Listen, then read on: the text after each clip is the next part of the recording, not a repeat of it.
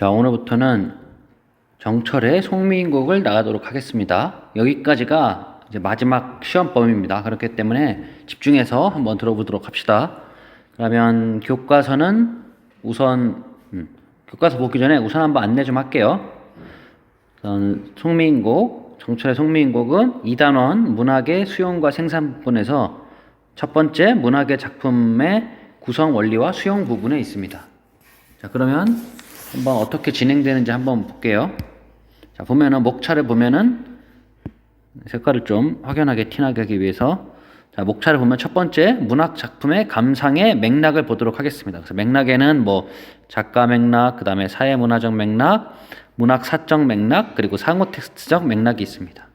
그리고 작가 소개에서는 조선시대 중기의 문신 정철에 대해서 보도록 하겠습니다. 그리고 여기서 나와 있는 이제 K-팝 읽기라 그래서 여러분들 저번에도 한번 했었죠. 그래서 그때는 이제 로이킴의 북두칠성을 한번 봤었죠. 그래서 여기서는 동방신기의 허그라는 작품을 통해서 K-팝과 함께 접목시켜서 작품을 해석해 보도록 하겠습니다. 그리고 다음에는 만화로 보는 송민곡이라 그래서 이게 그 선생님 중에 한 분이 이걸 책으로 낸 게 있어요. 그래서 그 부분은 선생님이 좀 가져왔어요. 그래서 이게 그냥 하면은 고전시가 굉장히 어려운데 만화로 설명이 돼 있어서 좀 더 쉽게 이해할 수 있어서, 그러니까 우리가 이게 내용을 이해한다는 게 사실은 되게 어렵거든요. 그래서 내용 이해만 되면은 사실 고전시가는 그렇게 어렵지 않아요. 그래서 내용 이해를 쉽게 하기 위해서 선생님이 여러 가지 이제 장치를 준비했는데, 첫 번째가 이렇게 만화로 보는 송미인곡도 있고, 그 다음에 여러 가지 영상을 계속 볼 거예요. 그래서 여러분들이 이해하기 쉽게, 그 다음에 본문학습을 하도록 하겠습니다. 본문학습은 감녀와 을녀로 설정된 사람의 대화입니다. 그냥 뭐 감녀라고 하면은 그냥 A녀, B녀 이렇게 해도 되고, 아니면 버림받은 여자, 위로하는 여자 이렇게도 많이 봅니다. 그 다음에 내용 정리를 해보도록 하겠습니다. 그래서 두 화자의 대화 내용, 그리고 성격, 그 다음에 어떤 소재들이 어떤 의미를 갖고 있는지. 자, 그 다음은 이제 학습 활동까지 해보면은 우리의 진도가 모두 끝날 것으로 예상이 됩니다. 자, 그래서 오늘 볼 내용 중에 첫 번째는 문학작품의 구성 원리와 수용 부분에서 문학작품을 어떻게 감상해야 할까? 우리가 이 부분에서 봤던 게 문학작품의 내용과 형식을 봤어요. 그래서 이전 작품에서 산유화를 통해서 내용은 작가의 경험, 그 다음에 정서, 가치관, 인생관, 주제 등 그것들이 형식, 뭐 갈래, 구조 형상화 방법에 따라서 뭐 사문보, 수미상관의 구조 이런 걸 통해서 우리가 서로 밀접하게 연관되어 있는 걸 봤고, 이번에는 문학 작품의 감상의 맥락을 볼 거예요. 그래서 문학 작품의 감상의 맥락을 보도록 할 거예요. 이 맥락은 교과서 74쪽에 나와 있습니다. 그래서 여러분들 74쪽 안 펴도 이거 화면에 있으니까 한번 볼게요. 그래서 여기 보면 문학 작품 감상의 맥락. 그럼 우리가 왜 문학 작품을 볼 때 이러한 맥락을 봐야 될까를 우선 보면은, 첫 번째 74쪽에 보면은 문학 작품을 감상할 때에는 여기 나와 있는 대로 지금 교과서 보는 거예요.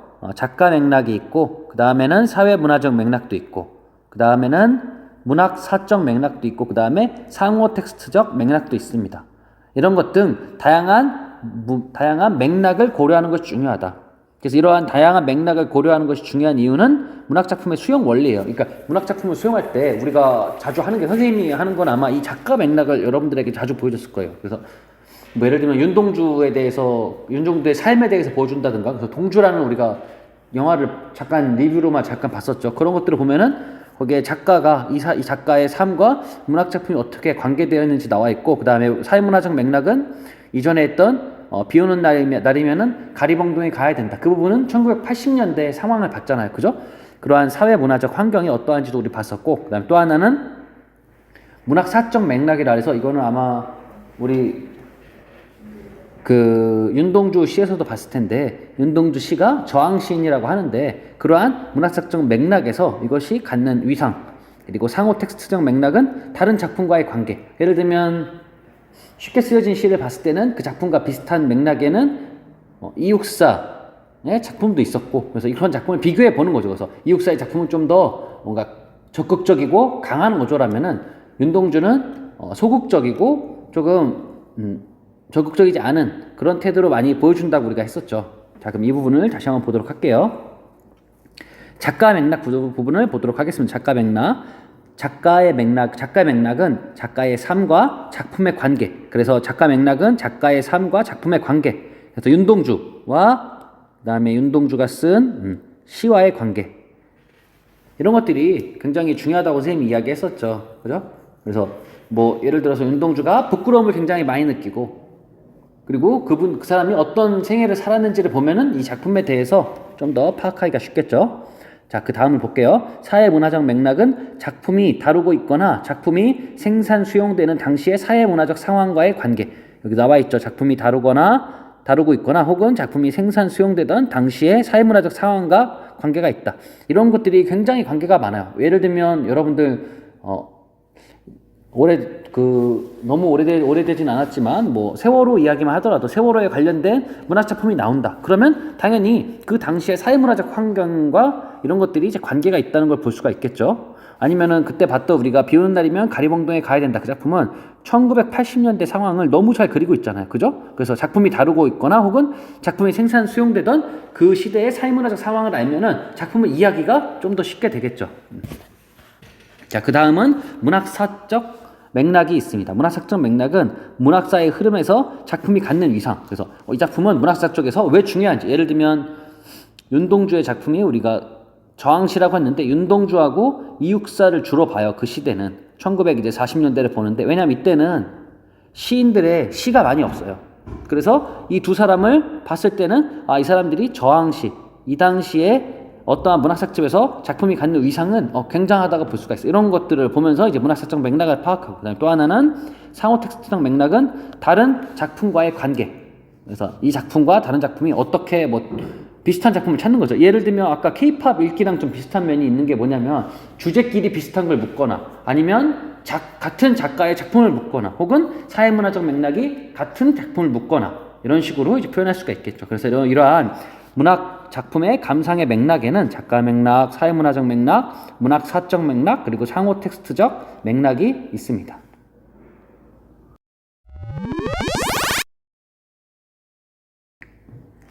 자, 그러면 아까 봤던 대로 이번에는 정철에 대해서 볼 건데, 만약에 좀 전에 배웠던 대로 문학 작품의 감상 맥락으로 본다면 여기서 정철을 만약에 우리가 지금 선생님이랑 정철에 대해서 보잖아요. 그러면 무슨 맥락에 해당이 되는 거예요? 네, 그렇죠. 작가 맥락에 해당이 되겠죠. 그래서 작가의 삶과 작품의 이제 관계를 보게 되는 거죠. 한번 볼게요. 그래서 송강 정철은 여기 1536년부터 1593년까지 이제 돼 있고요. 그 다음에 조선 중기의 문인, 그리고 호는 송강. 그래서 27세에 이제 장원급제를 하게 돼요. 그리고 벼슬에 나가서 좌의정이라는 굉장히 높은 자리까지 이르렀지만 당파 싸움에 휘말려서 많은 이제 곡절을 겪게 됩니다. 당파 싸움이 뭐냐면 이 당 저 당, 지금도 뭐 당이 있잖아요. 여러 당이. 그처럼 이 당시에는 당파 싸움이 굉장히 심했어요. 그래서 한 당이 만약에 A라는 당이 만약에 권력을 차지한다. 그럼 B라는 당에 있는 사람들이 전부 다 유배를 가거나 죽임을 당했어요. 또 다음에 이제 B라는 당이 잡으면은 이 A 당을 아까 이전에 죽인 거에 대한 복수로 죽이거나 혹은 유배를 굉장히 많이 보냈어요. 그래서 보면은 이 조선시대의 가사 문학을 대표하는 작가로서 관동별곡, 굉장히 유명하죠. 그 다음에 삼이인곡, 그 다음에 송미인곡, 성산별곡을 지었고, 연시조, 훈민가 등의 80여 수의 시조를 남겼다. 그래서 1950, 여기 틀렸죠. 1900이 아니죠. 1536년 서울에서 출생을 했고, 특이한 게 10살이 되던 해에 유배를 갔어요. 그러니까는 젊을 때부터 굉장히 유배를 많이 갔던 것 같아요. 그래서 여기 다시 보면은 1536년 서울에서 출생을 했다고 했잖아요. 그죠? 근데 첫째 누나가 왕의 후궁이었고, 셋째 누나가 왕자의 부인인 탓에 궁궐에 굉장히 많이 출입하면서 왕하고도 굉장히 친하게 지냈대요. 근데 10살 때 유배를 가게 되잖아요. 그죠? 그래서 아버지를 따라서 유배를 가게 된대요. 그래서 을사사화라는 어떤 사건으로 인해서 아버지를 따라서 벌써 10살 때부터 이렇게 유배를 가게 돼요. 그리고 나서 16살 때에는 이제 담양으로 이주를 하게 됩니다. 그래서 유배 생활이 끝나고 나서 전북 담양군으로 온갖 가족들이 다 가게 돼요. 근데 거기서 이제 여러 학자들한테 학문을 배우게 됐대요. 그리고 17세에는 이제 혼인을 하게 되고, 그리고 27세에는 이때 이제 장원 급제하여 관직에 나가게 됩니다. 근데 처음에는 이제 관직에 진출했으나 나중에는 그 왕과 맞지 않아서 중앙직보다는 이제 지방으로 내려가게 돼요. 그래서 다음에 다시 32세 때는 그렇게 내려갔다가 다시 이제 중앙관직으로 진출하게 됩니다. 그리고 또 40세 때에는 이번에는 담양으로 다시 낙향을 하게 돼요. 이때는 당파 싸움이 너무 심해서 이때 당시에 왕이 선조였는데 관직을 임명했지만 뿌리치고 갔다고 합니다. 그리고 45세 때는 이제 관찰사로 가게 돼요.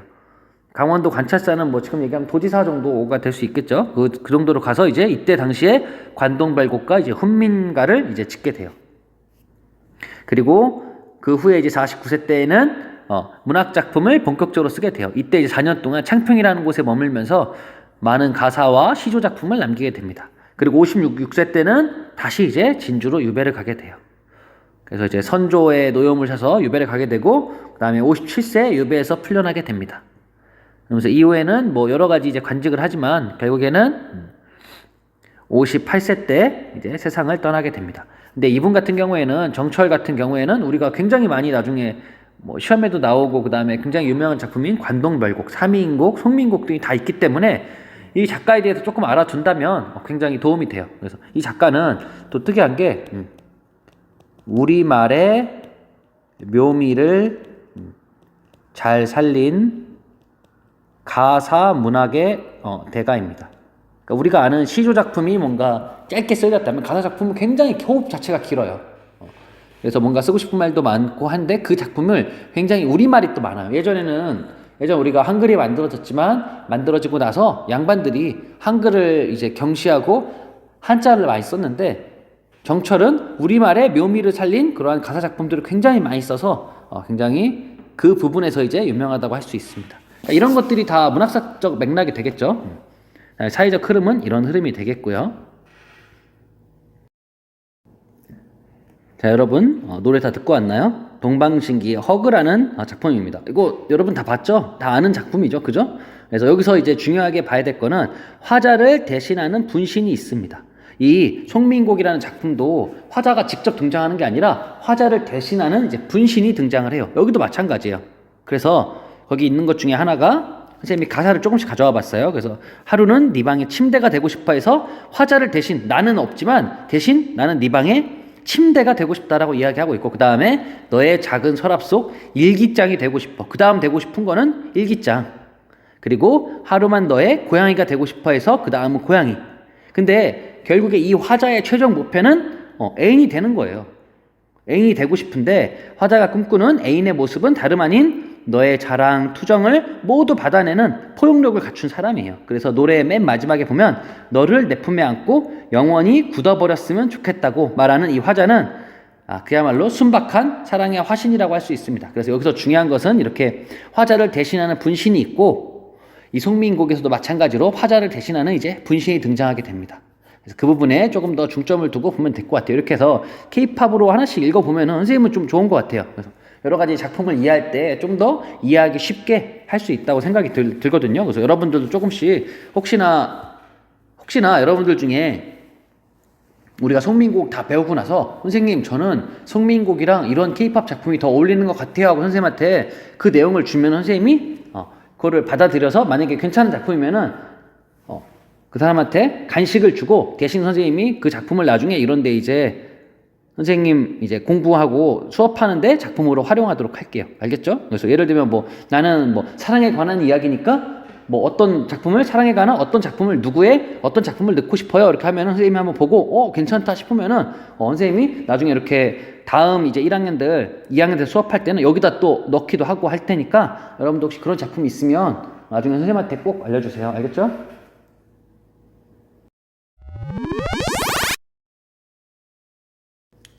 자, 그러면 송민곡의 줄거리를 4컷 만화로 보도록 할게요. 근데 4컷 만화가 연속돼 있어요. 굉장히 많아요. 근데 이 작품을 이렇게 보고 나면은 이제 이해가 아마 잘 될 거예요. 그러니까 여러분들 책에 어떻게 나와 있냐, 이렇게 나와 있어요. 겨가는 겨각시 본드뼈 한겨이고, 이렇게 하면 여러분들 이해가 안 되잖아요. 그죠? 어렵잖아요. 그래서 이거를 밑에 보면 한글로 이렇게 해석이 돼 있고, 그 다음에 여기에는 또 그림까지 나와 있어요. 그래서 선생님이랑 좀 이야기하면서 선생님 이야기 들으면서 한번 전체적인 내용을 한번 보도록 할게요. 자, 여기 두 명의 여자가 있습니다. 이 두 명의 여자가 이제 흔히 이제 모든 아마 자습서나 교과서 같은데 감녀와 을녀라고 되어 있을 거예요. 그러니까 한마디로 A녀, B녀라고 할 수 있는데 왜 감녀, 을녀라고 하냐? 그러면은 예전에는 갑을, 병정 이렇게 해서 순서를 정해서 그냥 감녀, 을녀라고 했지 선생님은 그거보다는 좀 더 맞는 게 감녀, 을녀보다는 버림녀, 버림받은 여자 그리고 위로하는 여자에서 위로녀, 버림녀 이렇게 하는 게 좀 더 아니면 실연녀, 실연당한 여자 혹은 이렇게 해서 하는 게 좀 더 도움이 될 것 같은데 여러분들 한번 하고 나중에 또 다시 한번 이야기 해볼게요. 그래서 여기 있는 여자가 얘기하죠. 어디서 많이 봤는데 라고 하면서 이 여자를 보고 이야기를 하죠. 그래서 이 부분이 아마 책에는 이렇게 나와 있을 거예요. 저기 가는 저 각시 어디서 본 것 같은데 하고 생각을 해보니까 이 여자가 생각해보니까 얼굴이 똑같죠. 근데 여기 머리 스타일만 다르죠. 그래서 하늘에 있는 선녀님이다 라고 생각을 한 거예요. 그러니까 예전에 이 여자가 이 하늘의 선녀님을 봤나 봐요. 근데 여기는 지금 복장이 달라져 있죠. 그걸 보고 나서 어디서 많이 봤는데 라고 생각을 하고 있어요. 자, 그 다음을 보면 여기가 뭐냐면 누가 계시는 곳이냐면 천상 하늘에 있는 궁궐이에요. 근데 여기가 이미 계신데요. 사랑하는 이미 계시는 궁궐을 어찌하여 이별하고 그러니까 내가 분명히 너 봤을 때는 저 하늘에서 널 봤는데 그때 거기 임금님이랑 같이 있지 않았어? 하면서 이미 계시는 궁궐을 어찌하여 이별하고 그 다음에 물어보는 거죠. 이 시간에 누구 보러 가요? 했는데 벌써 이렇게 눈물이 그렁그렁하죠. 그죠? 그래서 해다 져서 저문 날에 누구를 만나시러 가는가? 이렇게 물어보는 거죠. 그래서 여기서 나오는 이제 A녀와 B녀라고도 하고 감녀와 을녀라고도 하고 여기서 만약에 선생님이 말한 대로 위로녀와 만약에 실연녀라고 친다면 이 여자가 이제 위로녀가 되겠죠. 이 여자가 실연당한 여자가 되겠죠. 왜냐하면 벌써 이렇게 눈물이 그렁그렁 하잖아요. 그죠? 자, 다음을 볼게요. 이전에 이제 물어봤죠. 이전까지 내용이 뭐였냐면 아니 저 각시 어디서 본 듯한데 너 전에 내가 보니까 너 그 하늘에서 옥황상제 사는 그 궁궐에 있던 너 그 여자 아니야? 라고 하면서 이렇게 해가 다 저물었는데 누구 보러 가? 라고 했더니 이제 이 버림받은 실현받은 여자가 이제 이야기를 하죠. 너구나. 내 이야기 좀 들어봐. 우리 흔히 그러죠. 뭔가 내가 힘든 일이 있으면 누구한테 이야기를 하잖아요. 근데 이 여자도 마찬가지로 이야기를 하고 싶었나 봐. 그래서 너나 알아? 내 이야기 좀 들어봐 하고 이제 자기 이야기를 하는 거예요. 이제 실현녀가 자기 이야기를 하는데 뭐라고 했냐면 내 모습과 이 행동이 이매에게 사랑받음직한감은 이 얘기는 뭐냐면 내가 내 이런 모습하고 행동이 이미 나를 사랑하는 사람이 나를 사랑하는 것 같다. 사랑하는 것 같다라고 이야기하는 거예요. 그랬더니 임금님 사랑 네가 이렇게 좀 표현되고 있죠. 그러고 나서 어찌된 일인지 나를 보시고 너로구나 하며 특별히 여겨주신다. 그러니까는 딱 내가 봤을 때 내 행동과 내 모습과 이 행동이 이매에게 내가 사랑받을 만한가? 라고 이렇게 생각을 든 이유가 갑자기 이미 나를 보더니 야, 너 내 스타일이다. 나랑 사귀자 이렇게 했나 봐요. 그래서 너 내 취향. 오늘부터 1일 하자. 이렇게 임금이 자기한테 이렇게 이야기를 했대요. 그러고 나서 나도 임을 믿어 딴 생각이 없어. 당연히 임금이 나를 너무 좋아해 주니까 나도 임금이 너무 좋아요. 그래서 여기 하트 표시가 있죠. 그래서 굉장히 여기까지 보면은 여기 내용만 이제 간추려 보면 실현녀가 이제 자기를 알아보는 사람을 알고 내 얘기 좀 들어봐 하면서 옛날 얘기를 하는 거죠. 이제 그래서 내 모습하고 행동이 임에게 내가 사랑받을 만한가 이렇게 생각이 드는데 왜냐면은 이미 나를 보고 나서 너 특별한 애구나. 너 진짜 내 맘에 든다. 오늘부터 썸 좀 탈래? 이렇게 얘기를 한 거예요. 그랬더니 나도 당연히 좋아요 이렇게 하면서 나도 임을 믿어서 딴 생각이 전혀 없었다 라고 이렇게 이야기하고 있습니다. 자, 이제 다음 부분 볼게요. 그래서 이제 둘이 좀 사랑을 썸을 타게 된 거죠. 썸을 타게 됐는데 그때 내가 어떻게 했냐면 아양도 부리고 교태도 떨면서 그러니까는 애교를 부린 거죠. 그렇게 애교를 부렸어요. 그랬더니 갑자기 얼굴이 어때요? 달라졌죠. 그래서 반기시는 얼굴빛이 옛날과 달라졌는가? 그러니까 내가 느끼기에는 내가 이렇게 너무 이쁘게 애교도 부리고 이렇게 했는데 갑자기 이미 얼굴이 싹 달라졌어요. 아까 너무 달라졌죠? 그래서 내가 생각해 본 거예요. 내가 누워서 생각해 본 거예요. 우리 흔히 잘 때 생각하잖아요. 잘 때 생각해 보니까 왜 이렇게 나를 반기시는 얼굴빛이 옛날하고 달라졌지? 라고 생각해보고 그 다음에 누워 생각하다가 도저히 안 되겠어. 다시 일어났어요. 일어나 앉아서 생각을 해보는 거예요. 그러니까 지금 굉장히 고민에 빠져있는 모습을 잘 그려주고 있는 장면이죠. 그래서 생각을 해본 거예요. 아니, 내가 아까 얘기했잖아요. 누워서 생각해보고 일어나서 생각해보니까 내 잘못인가? 라고 생각을 한 거예요. 생각해보니 다 내 잘못인가 봐. 흔히 그런 거 하죠. 우리 뭐 친구랑 싸우거나 뭐 여자친구, 남자친구랑 싸웠을 때 한참 있다 보면 내가 너무 잘못한 건가라는 생각이 빠지잖아요.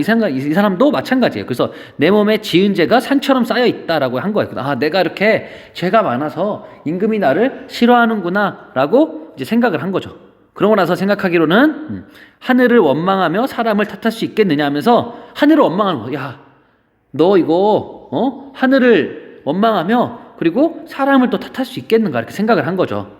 그러면서 뭐라고 했냐면 서러워 여러 가지를 풀어내어 생각해보니 조물주의 탓이로다. 그러니까 이때 당시에는 어떻게 생각했냐면 이 우리가 살아가고 있는 이 세계를 조물주, 어떤 이제 신이라는 사람이 만들었다고 생각을 한 거예요. 근데 내가 이렇게 생각을 해보니까 내 죄가 이렇게 많은데 내가 누구를 원망할 수 있겠느냐라고 생각해 보니까 하늘을 원망하며 사람을 탓할 수 있겠는가 하면서 다 원망 못하는데 뭘 원망하냐면 서러워서 여러 가지 생각해 보니까 조물주, 이거 만든 사람의 탓이구나. 그 사람이 나를 이렇게 내 팔자가 이렇도록 만들어 놓은 거예요. 내가 사랑하는 혹은 임금하고 헤어지도록 만들어 놓은 거예요, 상황을.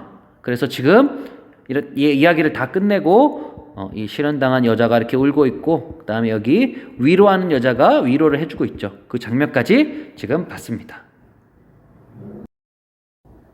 그랬더니 이번에는 위로녀가 위로를 해주는 거죠. 뭐라고 했냐면 그렇게 생각하지 마요 이렇게 얘기를 했어요. 그랬더니 갑자기 실현녀가 다시 이제 말을 하는 거죠. 내 마음속에 맺힌 일이 있어요. 내 마음속에 맺힌 일, 내가 생각했던 게 있는데 한번 들어볼래 하면서 또 이제 자기 얘기를 시작을 하죠. 그러면서 예전에 임을 모셔서 임의 일을 내가 잘 안다. 그러니까 예전부터 내가 이렇게 임을 좋아했나 봐요. 그래서 내가 임을 예전부터 모시고 있었는데 그래서 내가 임에 대해서는 너무 잘 알아. 그러면서 다음에 물같이 연약한 몸이 편하실 때가 몇 날인고. 물같이 연약한 몸?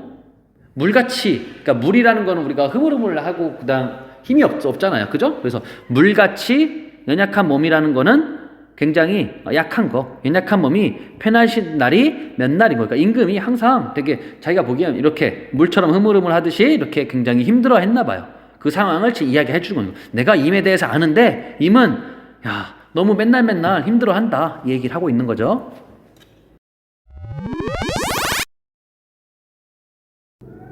자, 그 다음에 이야기를 보면 춘한고열이라고 해서 이거는 봄춘자, 봄의 추위. 여러분 뭐라고 그러죠? 꽃샘추위 있잖아요. 그것처럼 이렇게 봄에 추운 거. 그리고 고열은 한여름에 엄청 더운 거.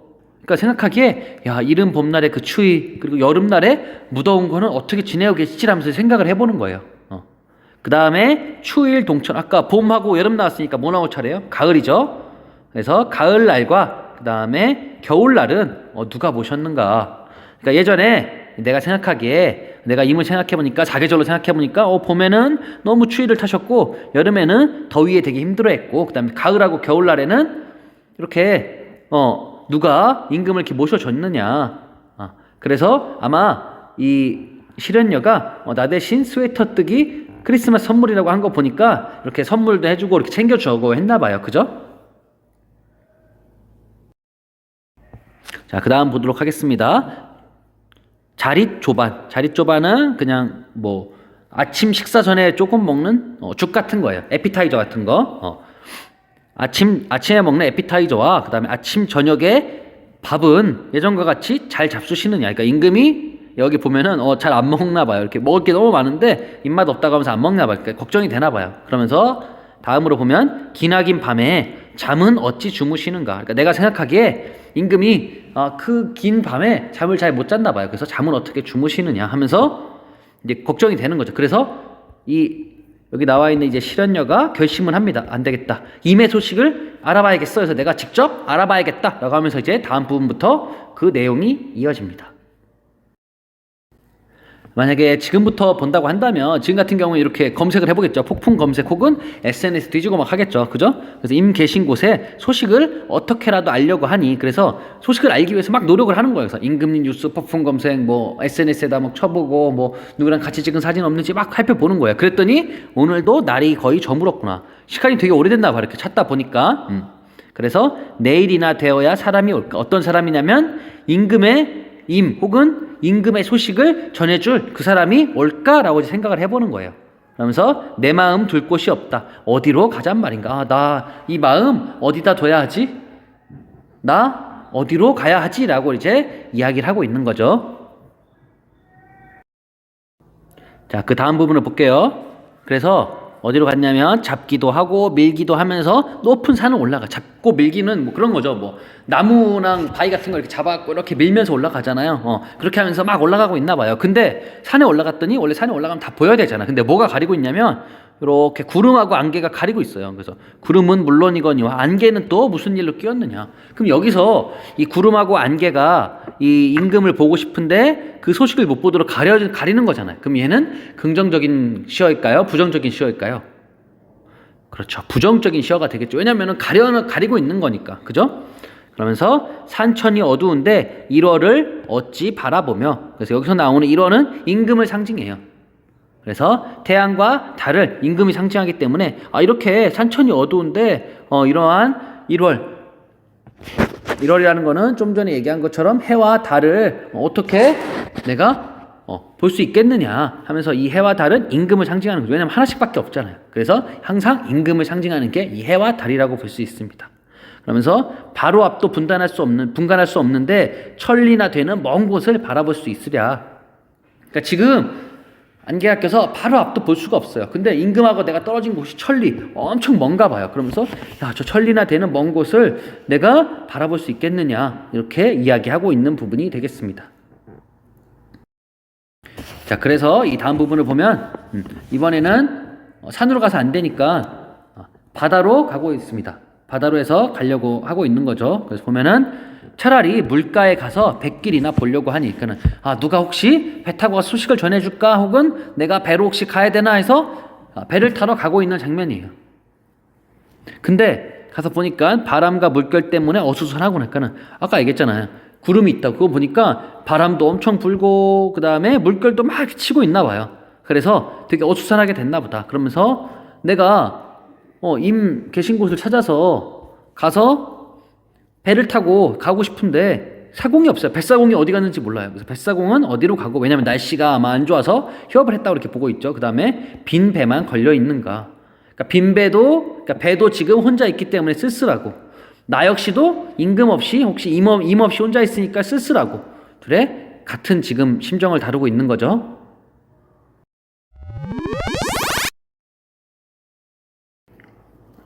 자, 그래서 내가 강가에서 혼자서 지는 해를 굽어보니 그러니까 시간이 지나서 강가에서 이렇게 혼자서 노을 그 지는 해를 이렇게 보고 있었나 봐요. 어떨 것 같아요? 혼자서 보고 있으면 되게 센치한 기분이 들고 뭔가 좀 더 내 감정이 좀 더 올라오겠죠. 그래서 임 계신 곳 소식이 더욱 아득하기만 하구나. 그러니까 그 소식을 너무 듣고 싶은데 그러면서 여기 나와 있죠. 카톡 한 통만 주세요라고 하면서 임 소식이 더 궁금한 거예요. 왜냐면 소식도 들을 수 없고 갈 수도 없으니까. 그래서 초가집 찬 잠자리에 한밤중에 돌아오니 이렇게 늦게까지 임 소식이 궁금해서 산에도 올라가 보고 배를 타러 강에도 가보고 했나 봐요. 그랬는데 벽 한가운데 걸려있는 청사초롱은 누구를 위하여 밝혀 놓았는가. 그러니까 청사초롱이라는 거는 그런 거잖아요. 뭐 반가운 사람이 올 때 걸어놓는 건데 이 등불을 켜놔도 이미 오지 않으니까 그러면서 이 청사초롱은 누구를 위하여 밝혀 놓았는가 하면서 이렇게 이야기하고 있는 부분이 되겠습니다. 자, 그래서 다음 부분을 보면 오늘 한 게 산을 오르고 내리고 그 다음에 강가에서 막 헤매고 방황했잖아요. 그랬더니 잠깐 사이에 지쳐갖고 풋잠은 진짜 짧게 자는 잠이에요. 그 잠이 들었어요. 그랬더니 내가 계속 얘기했잖아. 임금님 보고 싶어 혹은 임금님 소식 듣고 싶어 계속 생각을 했더니 그 정성이 지극했던지 꿈에 임이 나타났어요. 너무 반가운 거예요. 근데 임의 얼굴을 보니까 옥같이 엄청 곱던 얼굴이 폭삭 사갔어요. 이렇게 반도 넘게 늙어 있구나. 이렇게 나와 있는 부분이 되겠습니다. 그래서 이제 내가 너무 이미 반가우니까 말을 하려고 해요. 그래서 마음속에 품은 생각을 실컷 하려고 하니, 근데 얘기를 하려고 했는데 너무 반가워서 눈물만 흘려요. 눈물 흘리면 말을 못 하잖아요. 그래서 제가 하면서 이렇게 울고 있어요. 그래서 눈물이 계속 쏟아져 말도 하지 못하고, 그러니까 이미 너무 반가워서 뭐 이야기를 하려고 해요. 근데 눈물이 흘러서 얘기를 못 해요. 근데 정회도 못 다 풀어 목조차 매니아에서 이렇게 하면서 막 콜록콜록 하고 있죠. 근데 갑자기 천천히 말해도 된닥닥 하는 거예요. 그래서 닥 했더니 다음에 방정 맞은 닭 울음소리에 잠은 왜 깼단 말인가. 뭔 말인지 알겠죠? 그러니까는 내가 임의 소식이 너무 궁금해서 여기저기 막 돌아다닌 끝에 집에 와서 힘이 다해서 잠이 들었어요. 잠깐. 근데 그 잠에 임이 나타났는데 임의 얼굴이 너무 폭삭 사갔어요. 근데 임의 얼굴을 보고 나니까 너무 반가워서 내 마음속에 품은 생각을 다 하려고 했어요. 근데 눈물이 나가지고 말을 못 하는 거예요. 그래서 아직 그 이야기도 다 못했는데 갑자기 닭이 꼬끼요 하고 울면서 잠이 깼어요. 그 장면까지가 여기 나타나 있습니다. 그래서 헛된 일이로다. 이제 꿈인지 몰랐는데 깨고 나니까 너무 헛된 거예요. 이 임이 어디로 갔는가? 어땠을 것 같아요, 기분이? 내가 임을 진짜 너무 보고 싶어서 임에 대한 생각도 하고 하루 종일 돌아다니다가 꿈에서 임을 만났어요. 근데 꿈에서 임을 만났는데 꿈에서 만난 임이 만나서 너무 반가워서 막 이야기를 하려고 했는데 목소리가 안 나와서 막 하고 있는데 갑자기 꼭 끼워하고 울면서 깨어났어요. 이러니까 헛된 일이로다. 이 임이 어디로 갔는가 하면서 잠결에 일어나 앉아 창을 열고 바라보니, 그러니까 잠결에 일어나가지고 창을 딱 열었어요. 바라봤어요. 그러면서 혹시나 임이 있을까 하면서 창문을 딱 열었어요. 그랬더니 불쌍한 그림자만이 나를 따를 뿐이로다 하면서 이렇게 밖에서 달이 비쳐서 혼자 있는 이 그림자, 불쌍한 그림자만이 나를 따르고 있대요. 그래서 어떨 것 같아, 기분이? 그래서 이렇게 지금 실현녀가 이렇게 막 눈물을 흘리고 있죠.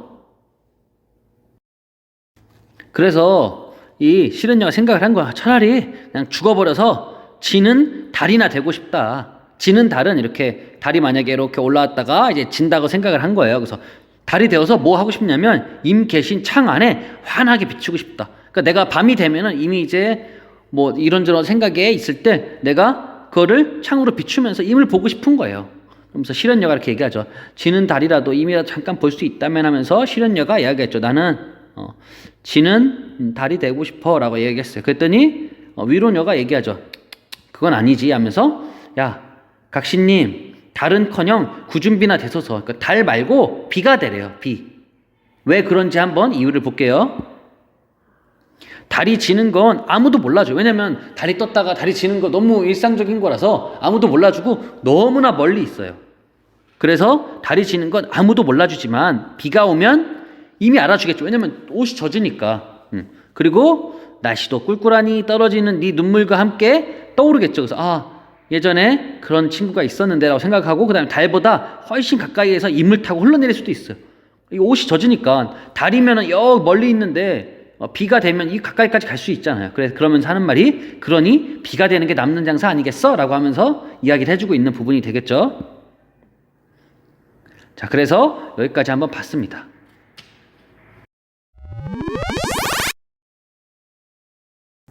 자, 그래서 전체적인 이야기에 대해서 지금 4컷 만화로 잘 봤어요.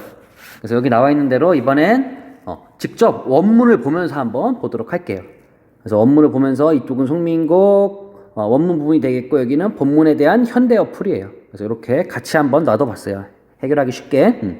그래서 보면은 그냥 이걸로 볼게요. 편하게. 그래서 저 가는 저 각시 본뜻도 한되어이다. 그래서 여기 보면은 이 저기 가는 저 각시라는 거는 을려를 가리켜요. 을려 혹은 뭐라고 하면 좀 더 편할까요? 여러분 이야기에 실현녀라고 하면 좀 더 쉽겠죠. 그래서 실현받은 여자를 아까 얘기한 대로 저기 가는 저 각시 어디서 본 것 같은데 하면서 이렇게 얘기를 하고 있는 거죠. 그랬더니 천상백옥경을 어찌하여 니별하고, 천상백옥경은 임금이 아니라 그 옥황상제가 살고 있는 하늘에 있는 궁궐을 이야기해요. 그래서 그 천상백옥경을 어찌하여 이별하고, 그 얘기는 거기 있었는데 너 왜 여기 내려와 있어? 라고 하고 있어요. 근데 보통 예전에 이런 소설 같은 경우나 아니면 시 같은 경우 뭐 다 보면은 이거를 이제 적강 모티브라고 하는데, 원래는 선계, 하늘에 있었다가 지상으로 추방을 당했다고 해요. 그러니까 뭐 그런 거죠. 뭐 하늘에 원래 내가 선녀였는데 내가 뭔가 잘못을 했어. 그래서 밑으로 내려오는 거를 적강이라고 해요. 떨어진다는 거에서 적강 모티브로 하는데, 이게 다른 거에도 굉장히 많이 드러나요. 그러니까 여기서 좀 알아두세요. 알겠죠? 그래서 선계에서 지상으로 아마 추방을 당했나 봐요. 왜냐면 저 각시가 내가 분명히 천상백옥경에서 봤는데 지금은 지상에 있잖아요. 그러니까 보니까 선계에서 지상으로 뭔가 추방을 당했구나라고 알 수가 있겠죠. 그 다음에 해다 저문날에 누를 보라 가시는 거 하면서, 누를 보라라고 하면서 감녀의 질문. 여기서 말하는 이 감녀는 위로녀, 위로하는 여자, 이 위로녀의 질문을 하고, 너 해다 저무는데 누구 보러 가? 하고 이제 질문하고 있죠. 이 질문한 이유는 주의를 환기시키고 을려의 대답을 유도하는 거죠. 그러니까 이게 얘를 우리가 대화체라고 하는데, 왜 대화체냐면 이야기를 그냥 혼자 쭉 하는 게 아니라 물어보는 거죠. 너 어디서 본 것 같은데? 하면서 이야기하고 나서 너 해다 적는데 어디가? 그랬더니 이제 버림받은 이제 실현녀가 내 얘기 좀 들어가면서 쭉 얘기하고 그랬더니 또 그런 생각 하지 마. 그랬더니 나 맺혀있는 일이 있어 하면서 쭉 이야기를 하는 거죠. 결국엔 이렇게 을려의 대답을 유도하는 역할을 이 감녀가 하고 있어요. 위로녀가 하고 있어요. 그래서 을려는 실현당한 여자, 이렇게 보면 되겠죠. 그 다음에 어와 내여이다, 이내 사설 들어보 하면서 너구나, 한번 내 이야기 한번 들어봐 하면서 앞선 감녀의 질문, 너 지금 누구 보러 가? 라는 질문에 이제 을려의 대답이 이어져요. 근데 진짜 웃긴 게 여기서 말하는 감녀가 조금 얘기하면 을려가 한 이만큼 대답을 해요. 그런 구조로 되어 있습니다. 자, 다음 볼게요. 그러면은 내 얼굴 이 거동이 괴함즉 한가마는, 내 얼굴 내 모습 이 거동 이 행동이 이미 사랑한즉 한가마는 어쩐디 날 보시고 내로다 여기실세. 어쩐지 날 보고 나서 너구나 하고 여기실 때 나도 임을 믿어 군뜻이, 얘는 군뜻 혹은 딴뜻, 딴 마음이라고 보면 되겠습니다. 딴 마음이 전혀 없어. 그래서 내가 이래야 규태야 어지러이 하뒀던다 하면서 내가 이리저리 이제 막 아양도 떨고 교태도 떨면서 막 애교를 부렸나 봐요. 앞에 다 한 내용이죠. 그래서 앞에 것만 좀 이해만 된다면 이 뒤에 내용은 사실 이해가 엄청 쉬워요. 이걸 몰라도, 이 내용을 몰라도 얘만 알면은 여기다 그냥 외우기만 해도 그냥 이렇게 맞는 걸로 보면 되니까 특별히 어려운 건 없을 것 같아요. 자, 다음 볼게요. 반기시는 낯빛이 내와 어띠 다르신고. 그래서 예전에는 굉장히 많이 반겼는데 지금은 낯빛이 좀 뭔가 떨떠름하고 나를 반기는 것 같지 않아요. 그래서 누워서 생각하고 일어나 앉아서 생각을 해보는 거예요. 이미 왜 그랬지 하고 생각을 해보는 거예요. 그랬더니 내 몸에 지은 죄가 뇌같이 쌓여있다. 이 얘기는 내 몸에 지은 죄가 산같이 엄청나게 쌓여있대. 내가 생각해보니까 아마 내 죄인 것 같아 라고 생각하게 된 거죠. 그래서 하늘을 원망하며 사람을 탓하겠는가 하고 나와 있는 부분까지 봤습니다. 자, 다음을 볼게요. 그러면서 셜워 풀텨해니 조물의 탓이로다. 서로 생각하니까 누구의 탓이냐고요? 조물. 이걸 모든 걸 만든 조물주의 탓이래요. 그러니까 임과의 이별을 조물주의 탓으로 돌린다. 이건 뭐냐면 운명에 체념하는 거예요. 그러니까 이미 조물주가 세상을 만들 때부터 너랑 나중에 사귀다가 어차피 헤어져 이렇게 얘기를 한 거랑 똑같은 거예요. 그러니까 그러므로 운명에 체념을 하게 돼요. 그래서 여기까지를 묶어서 이제 서사라고 부릅니다. 그래서 여기는 서사, 본사, 결사로 나눠져요. 그래서 본사는 여러 가지 부분으로 나눠져 있지만 크게는 서사는 1행부터 13행, 그리고 본사는 14행부터 42행, 그 다음에 결사 같은 경우에는 43행부터 48행까지로 나타나 있습니다. 서사 부분에 간추린 내용 주제를 보면은 임과 이별한 사연에 대해서 두 여인의 문답. 그래서 여기서 말하는 감녀는 위로녀, 위로해주는 여자. 여기서 말하는 을녀는 버림받은 여자 혹은 실현받은 여자. 그러니까 여기도 보면은 내가 사실은 남자인 정철이잖아요. 근데 여기다가 내가 이 을녀라고 생각하고 이야기를 전개하고 있는 거예요. 그러면서 막 이제 보다가 처음 보니까 저기 가는 저 각시 어디서 본 듯한데? 그러면서 너 예전에 하늘에 있지 않았어? 그랬더니 너 그러면서 너 회 다 저물었는데 누구 보러 가? 라고 하니까는 야, 너 잘 만났다. 내 얘기 좀 들어봐. 내 모습이 이미 나를 사랑함직한데 어쩐지 날 보고 나서 너로다 하면서 딱 찍은 거야. 나를 그 썸을 탔어. 그랬더니 나도 임을 믿어서 딴 생각이 전혀 없었어. 그래서 내가 애교도 부리고 막 했는데 어느 날 갑자기 낯빛이 얼굴빛이 너무 달라진 거야. 그러고 나서 내가 누워서 생각하고 앉아서 생각해보니까 이거 하늘 탓도 아니고 사람 탓도 아니야. 그래 생각해보니까 이 조물주, 이 세상을 만든 조물주의 탓인 것 같아 라고 하면서 이야기가 마무리되고 있습니다. 서사 부분은 이렇게 마무리가 되고 있습니다. 서사 부분의 주제는 임과 이별한 사연에 대해서 두 여인의 문답, 묻고 답하는 내용이 되겠습니다.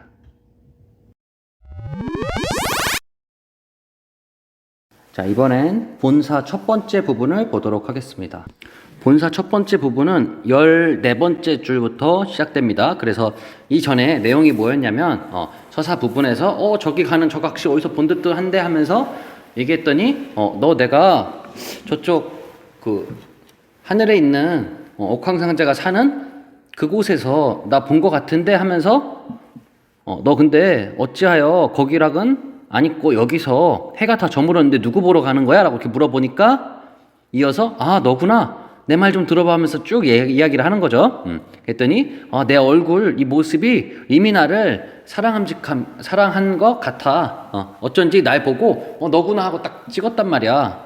그러고 나서 나도 임을 믿어서 딴 생각이 전혀 없었어. 그래서 내가 애교도 부리고 했는데 갑자기 얼굴빛이 예전하고 너무 달라. 그래서 왜 달라졌는지 누워서 생각해보고 일어나서 앉아서 생각해보고 했는데도 전혀 모르겠어.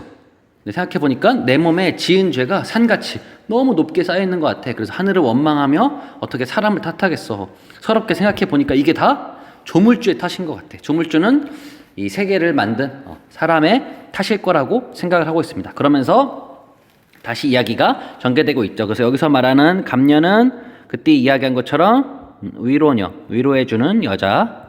그리고 여기서 말하는 을녀는 실연녀, 실연당한 여자. 그래서 위로녀가 다시 이야기를 하죠. 그런 생각 하지 마 하면서 왜 지금 그랬잖아요. 나 너무 서러워서 생각하니까 이게 다 조물주의 탓인 것 같아 하면서 운명으로 이제 체념을 하죠. 그랬더니 감녀가 이제 위로를 해야 되니까 위로를 하죠. 그래서 너 그렇게 생각하지 마. 그랬더니 다시 이번엔 실현당한 여자가 얘기합니다. 나한테 맺힌 일이 있어 하면서 이제 이야기를 쭉 하는 거죠. 그래서 이 부분은 감녀의 위로, 이 부분은 을녀가 하소연하는 부분이 되겠습니다. 다음 부분을 볼게요. 임을 매셔 있어 임의 일을 내 알거니 라고 한 이야기는 내가 임을 아주 가까이서 모셔서 임의 일상을 속속들이 매우 잘 알고 있어 라고 이야기한 거랑 같은 의미가 되겠죠. 그래서 임을 가까이에서 모셔와 임의 일상을 매우 잘 알고 있다. 자, 그 다음에 물 같은 얼굴. 물 같은 얼굴이 어떤 얼굴이라고 그랬어요? 굉장히 연약한 그런 거라 보면 되겠죠. 물 같은 얼굴이 편하실 적이 몇 날인고. 저 물 같은 얼굴, 연약한 얼굴이 편할 날이 하루도 없어 한 거 보니까 굉장히 힘들어 보였나 봐요. 그러고 나서 춘한 고열. 춘한 고열이 뭐라, 이 춘자가 알아두면 좋아요. 이거는 봄이라는 뜻이야. 봄. 봄의 추위. 우리 꽃샘추위 같은 거. 그 다음에 고열. 매우 뜨거운 거. 고열은 매우 뜨거운 건데 이거는 여름을 당연히 나타내겠죠. 그래서 봄의 추위하고 여름의 더위를 어떻게 지내시고 있느냐 하면서 지금 이야기를 하고 있는 부분이죠. 자, 그 다음 부분을 보도록 하겠습니다. 그 다음 부분은 추일동천이라 그래서 추가 가을 추자예요. 가을 추자. 그래서 가을에 요거는 뭐 일은 해니까 그냥 뭐 가을날, 가을철, 그 다음에 동천. 동천은 이거 겨울. 이건 하늘이란 뜻이 겨울 하늘 하니까 그냥 겨울, 가을철하고 겨울철에 누가 임을 모셨는가, 누가 옆에서 이렇게 보조를 해줬는가 이렇게 하는 거죠. 그래서 죽조반, 죽조반이라고 하는 것은 거기 책에도 나와 있지만 아침 식사 전에 조금 먹는 죽. 그러니까 우리 같은 뭐 에피타이저 같은 뭐 서양식으로 얘기하면 스프 같은 그런 게 되겠죠. 그래서 죽조반. 그리고 조석, 조석은 아침 식사. 아침하고 저녁 식사 되겠죠. 저녁에 매라는 거는 밥이란 뜻이에요. 매. 원래 매 산자 있잖아요. 그거는 이제 산이라는 의미고 이 매자는 밥이란 뜻이에요. 그래서 죽조반 아침에 먹는 에피타이저 그리고 아침, 저녁 그러한 밥을 얘와 같이 올리시나 잘 올리고 있는지 이제 궁금한 거죠.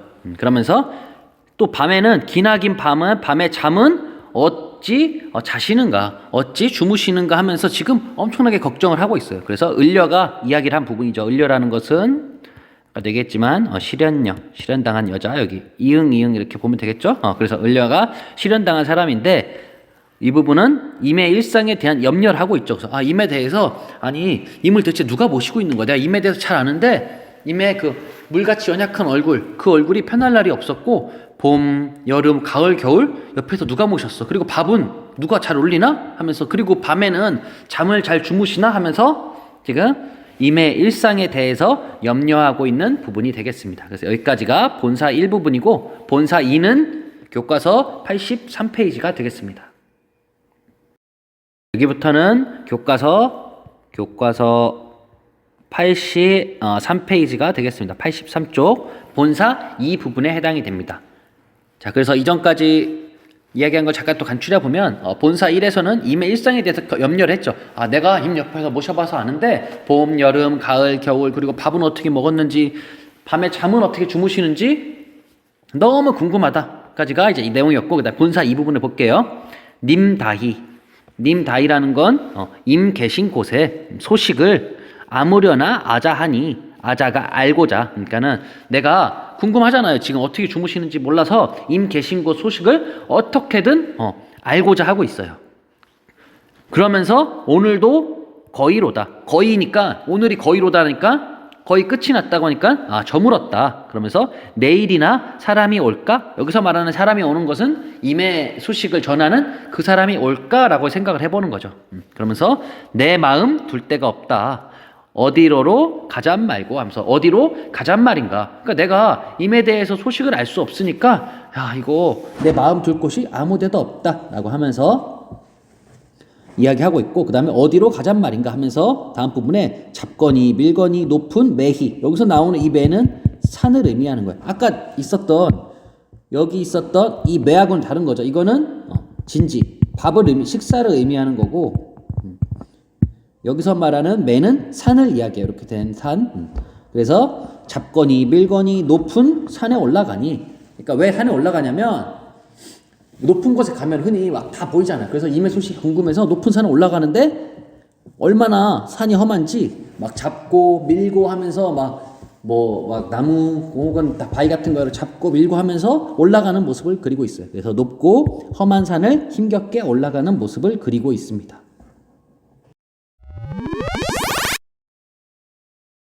그 다음에 여기서 이제 중요한 내용이 되겠죠. 이제 이렇게 해서 산에 올라갔어요.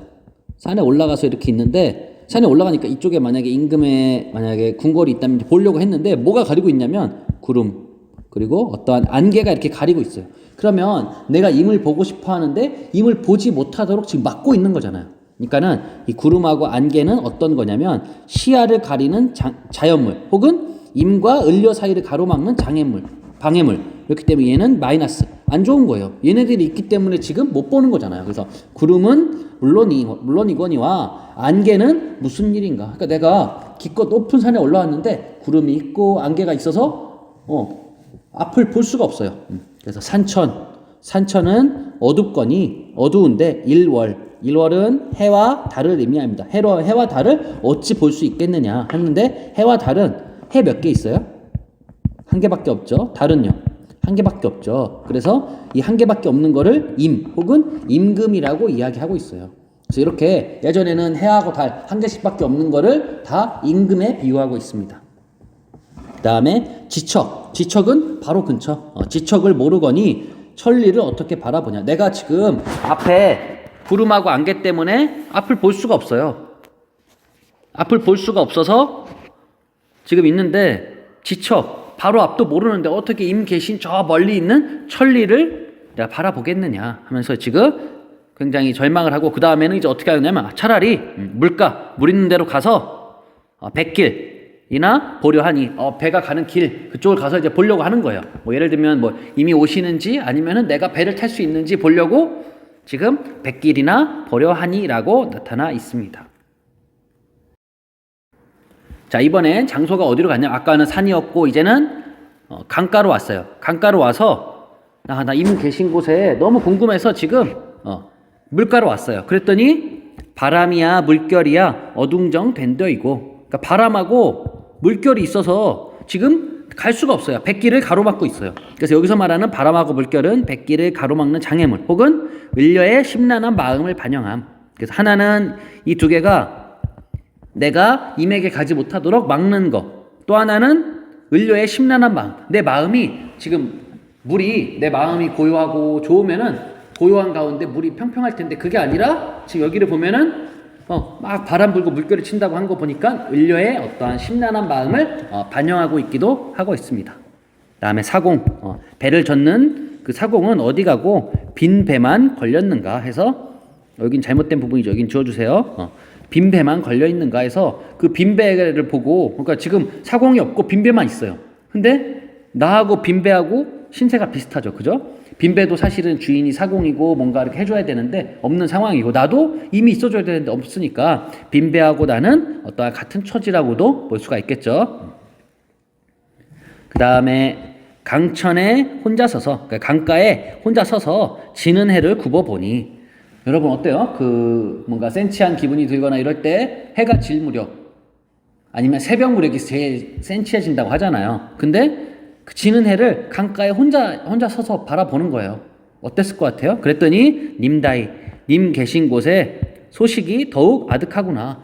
더욱 그리운 거예요. 님 소식이. 그러니까 내가 지금 님에 대한 소식이 너무 궁금해요. 그래서 가고 싶어서 산에 올라갔지만 산에서 앞을 다 가리고 있고 뭐가? 구름하고 안개가. 그리고 물가로 가봤더니 이번엔 바람하고 물결이 막고 있어요. 그래서 1월이라고 하는 임금을 볼 수가 없는 상황입니다. 자, 그래서 여기까지를 정리해보면 을려의 두 번째 이야기에서 임의 소식을 알고자 산하고 강을 배회하고 있습니다. 근데 산에서는 구름하고 안개가 막고 있었고 강가에서는 바람하고 물결이 막고 있었습니다. 자, 그 다음은 이제 본사 3을 보도록 하겠습니다.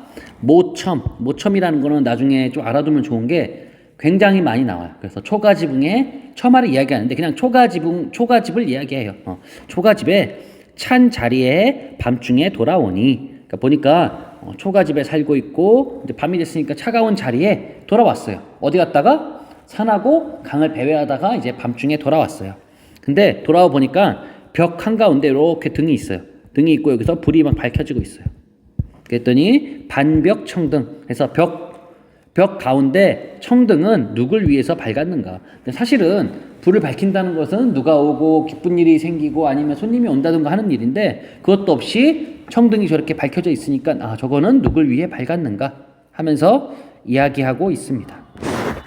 그러면서 다음 부분 볼게요. 오르며 내리며 올라가고 내려가며 그 다음에 헤매고 소성되며, 아까 했던 산하고 강에서 있었던 일, 그 일을 하고 나니 적은 덫은 잠깐 멱진 힘이 다해서 풋장 잠깐 잠이 들었어요. 자, 이 부분을 묶어서 뭐라고 하냐면 임의 소식을 듣고자 다녔기 때문에 지쳐서 잠이 든 부분이에요. 그러니까 내가 이전에 본사 2에서 막 돌아다녔잖아요. 산에도 가고 강에도 가면서 엄청 돌아다녔다가 밤중에 돌아왔어요. 그죠? 그러고 났더니 내가 이제 피로가 막 올라오는 거예요. 이전까진 몰랐다가 집에 오니까 피로감이 쏟아져서 힘이 다해서 이제 잠깐 잠이 들었어요. 내가 잠깐 잠이 들었는데 내가 임을 보고자 하는 그 정성이 굉장히 지극해서 꿈에 임이 나타났어요. 그런 거 있잖아요. 내가 어떠한 것을 간절히 원하면은 꿈에 그것이 나타나기도 한다고 해요. 그래서 여기 나와 있는 이 을려도 실현녀도 계속 임을 찾아다녔잖아요. 하루 종일. 그 와중에 정성이 내가 지극해서 꿈에 임이 나타났어요. 그래서 내가 임의 얼굴을 봤는데 어떻게 되어 있냐면 옥 같은 얼굴. 그러니까 굉장히 멋있는 얼굴이 뭐라 되어 있냐면 반이나마 늙었어라. 반이 넘어 늙었구나. 그래서 폭삭 사갔나 봐요. 임의 얼굴을 보니까. 그래서 마음에 머금은 말, 예를 들면 보고 싶었다, 왜 이제 나타났어요, 내 소식을 안 전해줘, 이런 식의 이야기를 하고 싶어서 그러한 말을 실컷 하려고 했어요. 내 마음에 먹은 말을 실컷 하려고 했는데 눈물이 바로 나와요. 왜냐면 내가 이제까지 임을 너무 그리워했는데 꿈에 나타나서 임한테 이야기하려고 하다 보니까 너무 임이 보고 싶어서 너무 반가워서 눈물이 막 나는 거예요. 눈물이 막 나는 거예요. 그래서 눈물이 바로 나니 말씀인들 어찌하면 내가 말을 할 수가 없는 거예요. 눈물이 너무 많이 나서 말을 하고 싶어도 지금은 말을 할 수 없는 그러한 상황이라고 볼 수 있겠습니다. 자, 그 다음에 넘어가서 본사 3을 한번 마지막 해서 정리를 해볼게요. 그래서 요거는 이제 한 장 넘어가도록 하겠습니다. 교과서는 84페이지입니다. 교과서 84쪽이 되겠습니다. 그래서 보면은 정을 못다 하여 뭔가 이제까지 봤던 그 반가운 마음을 못다 해서 목이조차 메어오니 목이 메어오는 거야. 너무 반가운데 이야기를 하고 싶은데 그래서 목이 메어오니 오련된 닭소리에 잠은 어찌 깨었던가. 그래서 오련되는 뭐냐면 뭐 방정맞은 새벽에 닭소리에 잠은 어찌 깨었던가. 그래서 이야기를 다시 해보면 내가 이미 너무 그리워서 잠이 들었어요. 잠이 들었는데 꿈속에서 임을 만나게 된 거예요. 근데 임을 만났는데 임을 보고 너무 반가워서 이야기를 하고 싶은데 말이 안 나오는 거예요. 말을 하고 싶은데. 그래서 말을 하지 못하고 있었는데 그때 마침 막 이야기를 하려고 하는데 어디서 꼬끼요 하고 소리가 들리면서 잠이 깼어요. 그래서 이 부분까지를 묶어서 꿈에 이미 임을 잠시 만나 더욱 애타는 마음. 그러니까 내가 임을 만났는데 이야기를 못했잖아요. 그래서 더 애타는 마음이 생기는 거예요. 지금 이 부분까지 정리가 됐겠죠? 자, 그 다음은 마지막 결사 부분입니다. 그래서 이거는 서사, 본사, 결사로 되어 있습니다. 근데 본사 같은 경우에는 몇 개로 되어 있었어요? 총 3개로 되어 있었죠. 본사 1, 본사 2, 본사 3으로 되어 있었고 그 다음에 결사 부분을 보도록 하겠습니다. 이전에 어떤 내용이었냐면 내가 꿈에 임을 만났는데 너무 반가워서 이야기를 하고 싶었는데 너무 반가워서 막 눈물이 나면서 이야기를 못했는데 어디서 꼬끼요 하고 울면서 잠에서 깨버렸어요. 그 부분까지 봤습니다. 그랬더니 어와 허사로다. 허사라는 것은 아무것도 아니다. 뭐 그런 뜻이겠죠. 그래서 여기서 말하는 이 허사라는 것은 꿈을 깬 후 느끼는 을려의 허탈함. 얼마나 허탈하겠어요. 내가 임이랑 얘기하고 싶었는데 그냥 깨버렸으니까 허사로다. 이님이 어디 갔는가. 님 어디 갔지? 라고 생각했어요. 그래서 잠결에 일어나서 앉아 창을 바라보니 그래서 내가 이제 너무 일어나서 너무 어이가 없어서 일어나서 창을 바라보고 있었어요. 그랬더니 지금 밤이라고 했죠. 그래서 창을 이렇게 바라보니까 이 창에서 이렇게 달이 있었겠죠. 달이 비춰주니까 여기 그림자가 생기잖아요. 그죠? 그래서 어여쁜은 예쁘다가 아니라 지금으로는 가엾은 그림자가 날 쫓을 뿐이다. 왜냐하면 당연히 그림자가 있으니까. 그래서 그렇게 지금 표현하고 있는 부분이 되겠습니다. 자, 그 다음에 마저 볼게요. 그래서 차라리 씨어디어는 죽어져서 낙월은 지는 달. 우리가 달이 이렇게 오고 있고 나중에 달이 점점 시간이 지나면서 이렇게 내려온다고 생각을 하나 봐요. 그래서 지는 달이나 되어서 내가 차라리 나 그냥 죽어버려서 저기 지는 달이 되고 싶어. 그래서 임 계신 창 안에 환하게 비추리라. 그래서 내가 임 계신 창 안을 환하게 비춰주고 싶어. 그러니까 내 소망이 뭐냐면 차라리 살아서 만날 수 없으면 죽어서라도 임에게 다가가고 싶은 염원. 이게 바로 을려. 실현녀의 소망이 되겠죠. 내가 차라리 이럴 바에는 그냥 차라리 죽어서 저기 지는 달이 돼서 달이 되면은 다 어디든 다 있잖아요. 달이. 그래서 임 계신 창 안에 이렇게 환하게 비추면서 임한테 다가가고 싶어 라고 이야기한 거죠. 그랬더니 감녀 아까 얘기했던 위로녀가 위로를 하는데 뭐라고 하냐면 각시님 달도 좋지만 구준비나 되세요 라고 이야기했었죠. 왜 그러냐면 달이 되면은 임은 여기 있는데 달은 여기 있잖아요. 그죠? 그러면은 멀리 떨어져 있단 말이에요. 근데 비가 된다는 거는 임에요 옷에 이렇게 떨어지는 거잖아요. 그러면 좀 더 달보다는 좀 더 가까이에 갈 수가 있겠죠. 그래서 이렇게 이야기하고 있는 부분이 되겠습니다. 그래서 결사 부분을 보면 죽어서라도 임을 만나고 싶은 을려의 소망. 나는 죽어서라도 만나고 싶어 했더니 감녀가 얘기하죠. 각시님 달은 좋지만 구준비나 되세요 하면서 이야기하고 있는 부분이 되겠습니다. 자, 그래서 이렇게 송미인곡 본문까지 다 한번 살펴봤습니다.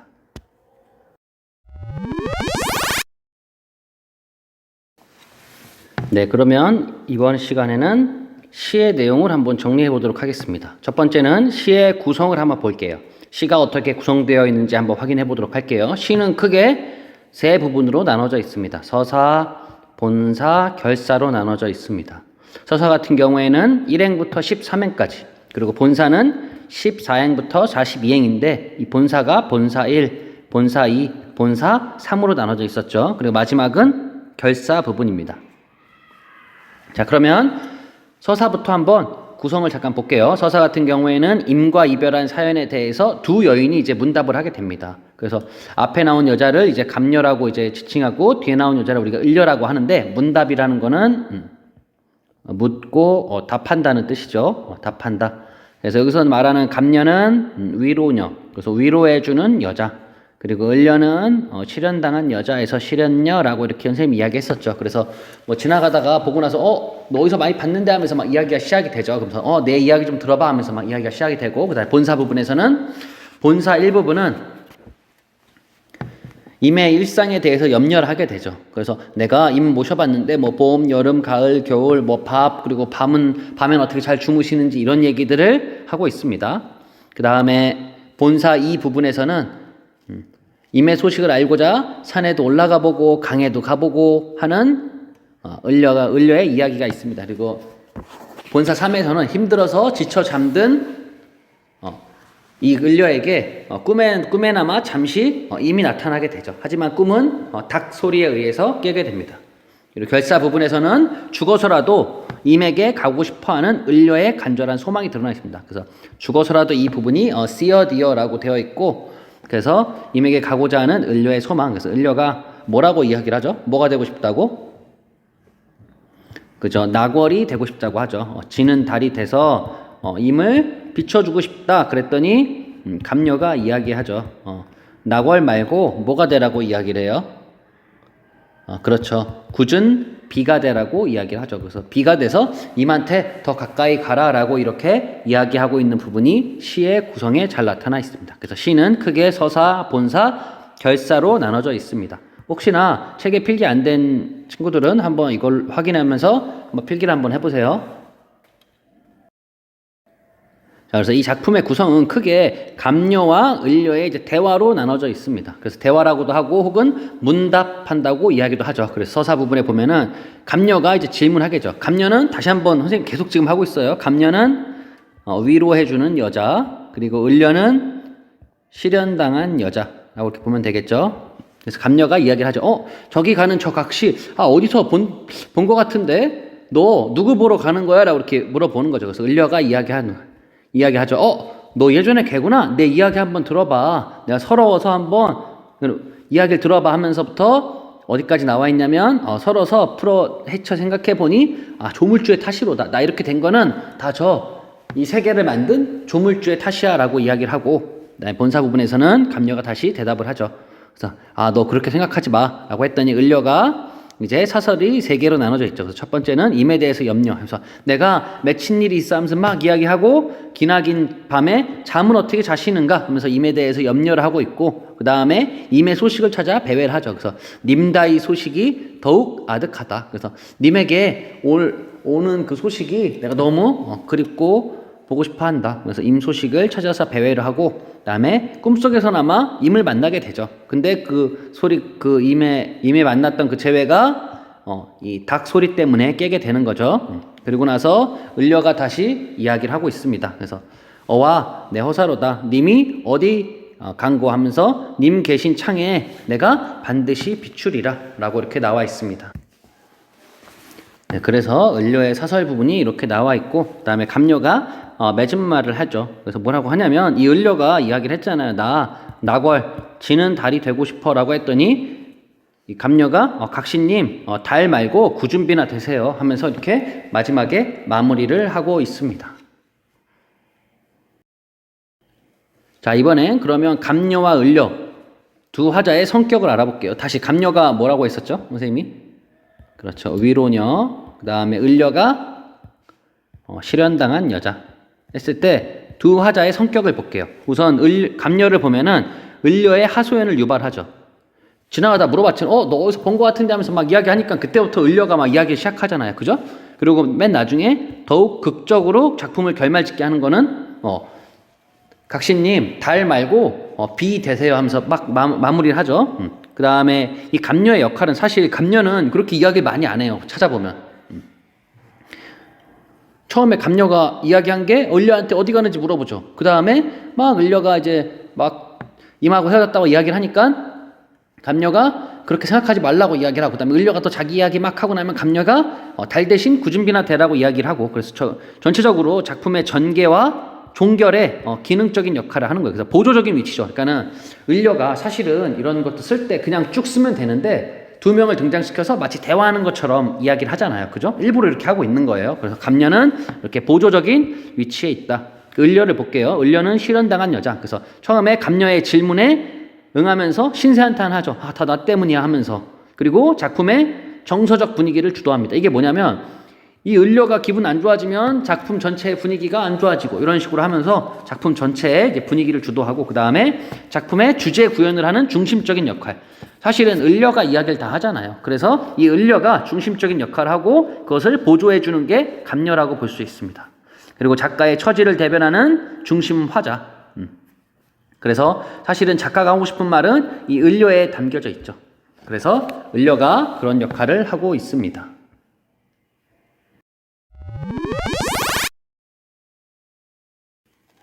자, 그 다음 소재의 상징적 의미와 기능을 보도록 하겠습니다. 여기는 소재가 많이 나오는데 그 소재에도 의미가 다 담겨져 있었어요.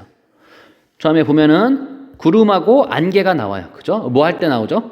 산할 때 나오죠. 산에 올라갔는데 임 보려고 산에 올라갔는데 구름하고 안개가 가리고 있어요. 그래서 임과 을려 사이를 가로막는 장애물이 이 산이 되겠습니다. 그리고 을려의 답답한 심정을 잘 드러내는 게 요 구름하고 안개라고 할 수 있습니다. 그러니까 이 구름하고 안개는 을려한테 매우 안 좋은 요소예요. 그죠? 그 다음에 볼 수 있는 게 바람하고 물결. 이거는 내가 배를 타고 임한테 가고 싶은데 막는 요소잖아요. 그죠? 이것도 마찬가지로 을려가 임에게 가는 것을 막는 장애 요소. 얘도 안 좋은 요소가 되겠죠. 그 다음에 낙월을 볼게요. 낙월은 을려가 이야기한 거죠. 나 차라리 죽어서 저 낙월이나 되고 싶어 라고 했는데, 그 낙월이 뭐냐면 낙월, 지는 달. 달 어디 있어요? 우리 바로 근처에 있어요? 아니죠. 멀리 있잖아요. 그죠? 멀리서 게다가 잠깐 동안, 밤에만 잠깐 보는 거잖아요. 그죠? 잠깐 동안 임을 바라보다가 사라지는 존재. 그리고 임과의 만남이 이루어질 수 없을 것이라는 을려의 절망감을 드러내는 게 이 낙월이잖아요. 그래서 감녀가 그거 말고 구준비가 되라고 이야기를 하죠. 구준비는 뭐냐면 을려의 눈물을 함축하고 있으며 감녀가 제시한 감정 해소의 방식. 뭔가 낙월이 뭔가 소극적이고 그런 부정적인 방식이었다면 이 구준비는 굉장히 긍정적이라기보다는 뭐 적극적이죠. 그죠?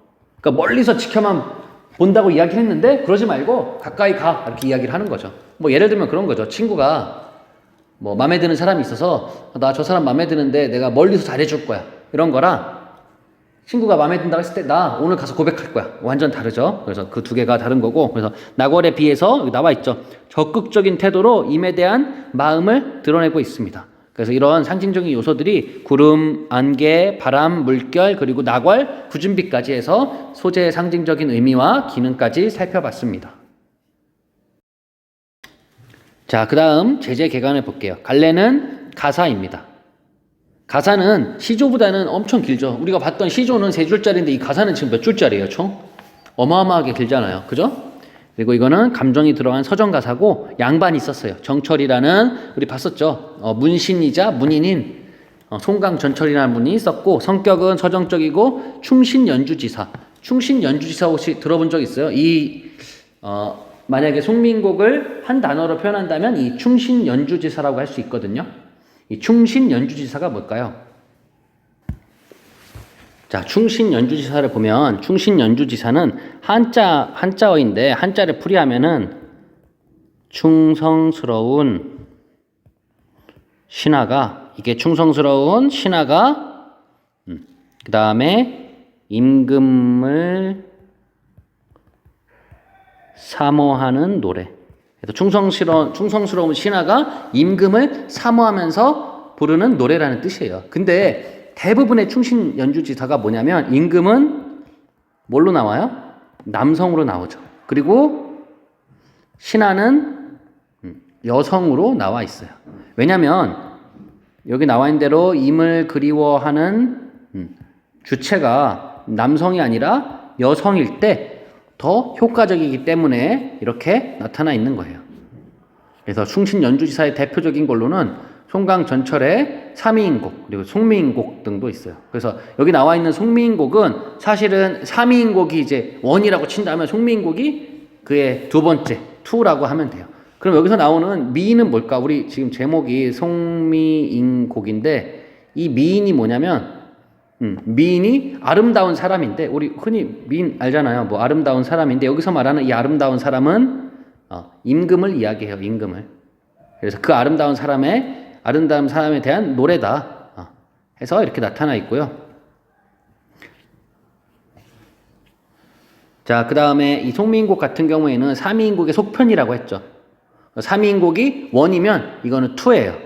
그래서 여기는 두 여인의 이제 대화가 드러나 있는데 그 시적 화자가 임과의 이별한 서러운 이야기를 하고 있고 그거를 또 다른 여인이 듣고 있죠. 그 선생님이 그래서 위로녀, 실연녀라고 이야기했었죠. 자, 그래서 이렇게 잘 나타나 있습니다. 그래서 충신 연주지사는 조선 사대부 이 선비들이 했던 대표적인 노래예요. 그래서 임금에 대한 충절, 충심은 유교적인 가르침이었기 때문에 이거를 충신 연주지사라고 합니다. 그래서 나중에 이제 물어볼 수도 있겠죠. 그러면 왜 충신 연주지사에서 시적 화자는 여성으로 설정되어 있는가라고 하면은 아까 이야기한 것처럼 임을 그리워하는 주체가 여성일 때 좀 더 효과적이기 때문에 이렇게 설명하고 있다라고 보면 되겠고요. 그래서 이제 됐죠. 그래서 영군지정은 뭐냐면 임금을 그리워하는 마음이에요. 다 똑같은 말이죠. 그래서 주제를 보면 임에 대한 그리움과 재회에 대한 염원, 다시 만나고 싶어하죠. 특징을 보면 첫 번째 여기 볼게요. 특징을 보면 첫 번째 삼위인곡의 속편으로 창작이 되었다. 원래 그러니까 뭐 그런 거 있잖아요. 뭐 우리 하는 대로 본다면 만약에 마블 영화 중에 뭐 어벤져스 1, 2, 3처럼 만약에 1이 송미인곡이면 삼위인곡이면 2가 송미인곡이 되는 거예요. 그 다음에 두 번째 특징은 두 여인의 문답으로 구성이 된다. 문답은 묻고 답하는 걸로 이제 구성이 되어 있습니다. 그리고 세 번째는 두 여인의 일상적인 대화로 이루어져 순 우리말의 구사가 돋보임. 다른 이제 가사 작품을 보면은 굉장히 한자어가 많이 나와요. 근데 여기는 한자어라기보다는 우리가 예전 표기일, 중세국어의 표기일 뿐이지 우리가 알아볼 수는 있잖아요. 그죠? 그 다음에 네 번째 양반 가사임에도 한자어 표현과 고사가 거의 사용되지 않음. 그래서 양반 가사인 경우에는 중국의 오래된 이야기를 다 끌어와요. 그러면 우리가 만약에 예를 들어서 선생님이 한번 예를 들어 본다면 만약에 중국의 이야기 중에 삼고초려라는 이야기를 갖고 왔다고 쳐요. 그러면 이 삼고초려라고만 했는데 이 이야기에는 어마어마한 이야기가 담겨져 있단 말이에요. 그래서 그 이야기가 뭐냐면 뭐 예를 들면 뭐 유비가 제갈량을 찾아갔을 때 3번을 찾아갔다라는 그런 이야기인데 그런 이야기를 알아야지만 그게 이해가 된단 말이에요. 근데 여기에는 그런 표현들이 하나도 담겨 있지 않습니다. 자, 이렇게 제재 개강까지 한번 봤습니다. 자, 그럼 이번엔 달과 구준비의 의미에 대해서 살펴보도록 하겠습니다. 달은 누가 된다고 얘기했던 거죠? 그렇죠. 을려가 된다고 했던 거고 구준비는 갑녀가 이야기한 거죠. 그래서 보면 공통점을 보면 공간적, 심리적으로 떨어져 있는 을려와 임을 이어주는 매개물. 매개물이 뭐냐면 뭔가 이어지는 거. 뭐 예를 들면 선생님이 길을 가다가 펜을 떨어뜨렸어요. 근데 선생님 뒤에 있던 친구가 그걸 주워줘서 선생님하고 좀 친한 사이가 됐어요. 그러면 그 친구와 선생님을 이어주는 매개물은 펜이 되겠죠. 이런 것들을 이야기합니다. 그 다음에 을려가 처한 공간적 한계를 초월할 수 있는 대상. 즉 을려가 떨어져 있지만 달이 되건 구준비가 되건 그 공간적 한계가 없어지잖아요. 그죠? 근데 차이점은 뭐냐면 달은 밝은 이미지. 그래서 시각적 감지의 대상이고 하늘 위에서 임을 이렇게 쳐다보는 거예요. 근데 구준비는 구준이라고 했으니까 어두운 이미지이자 시각, 청각, 촉각적인 감지의 대상이 된다고 나와 있습니다. 그리고 여기에는 빠져있는 부분이지만 감지 대상이고 그 다음에 이게 만약에 달이 하늘에 있다면 구준비는 하늘에서 내려와서 임에게 닿는 존재. 그러니까는 이 친구, 이 달이 멀리서만 이렇게 지켜보는 존재라면 구준비는 가까이까지 가는 거예요. 차이를 알겠죠? 두 개의 차이를.